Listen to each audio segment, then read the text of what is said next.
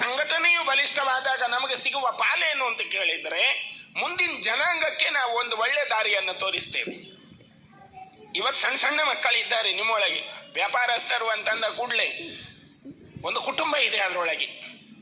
ಆ ಕುಟುಂಬದಲ್ಲಿ ಸಣ್ಣ ಸಣ್ಣ ಮಕ್ಕಳಿದ್ದಾರೆ. ಅವುಗಳ ಆರೋಗ್ಯ, ಆ ಮಗುವಿಗೆ ಏನಾದ್ರು ಶೀತ ನೆಗಡಿ ಆಯಿತು, ಎಲ್ಲಿ ಕರ್ಕೊಂಡು ಹೋಗೋದು? ನಾವು ಜಾತ್ರೆಯಲ್ಲಿ ಇದ್ದೇವೆ, ಎಲ್ಲಿಯಾರು ಕರ್ಕೊಂಡು ಹೋಗ್ಬೇಕು, ಅದಕ್ಕೊಂದು 100-200 ರೂಪಾಯಿ, 1000 2000 ರೂಪಾಯಿ ಖರ್ಚು ಮಾಡಬೇಕು. ವ್ಯಾಪಾರದಲ್ಲಿ ಏನು ಬಂದಿಲ್ಲ, ಏನು ಮಾಡೋದು ಅಂತ ಅಂದಾಗ ಈ ಸಂಘಟನೆಗೆ ಒಂದು ಅರ್ಜಿ ಹಾಕಿಯೋ ಫೋನು ಕರೆ ಮಾಡಿಯೋ ಆ ವ್ಯವಸ್ಥೆಗೆ ನಮಗೆ ದಾರಿ ಹುಡುಕಬಹುದು. ಅದಕ್ಕೂ ಮುಂದೆ ನಿಮಗೊಂದು ವಿಮೆ ಬರುತ್ತೆ ನೋಡಿ. ನೀವು ಮುಂದೆ ನಿಮಗೊಂದು ಜೀವ ವಿಮೆ ಇದಕ್ಕೆ ಅಂತಲೇ ಬರುತ್ತೆ. ನಿಮ್ಮ ಸಂಘಟನೆ ಸದೃಢವಾದರೆ ನೀವು ಸದಸ್ಯತನವನ್ನು ಹೆಚ್ಚೆಚ್ಚು ಮಾಡ್ತಾ ಹೋಗಿ, ನಿಮ್ಮ ಕಾಲ ಬುಡಕ್ಕೆ ಎಲ್ಲರೂ ಬರ್ತಾರೆ. ಇವತ್ತು ಯಾರು ಬರಲಿಲ್ಲ ಅಂತ ಬೇಸರ ಇಟ್ಕೊಳ್ಬೇಡಿ. ನೀವು ಏನ್ ಯೋಚನೆ ಮಾಡಬೇಡಿ. ಇವತ್ತು ಯಾರು ಬರಲಿಲ್ಲ ನಾವು ಕರೆದವರು, ನೀವು ಯೋಚನೆನೇ ಮಾಡಬೇಡಿ. ನಮ್ಮ ಅನ್ನದ ಋಣ ಎಲ್ಲಿರೋದು ಗೊತ್ತಾ?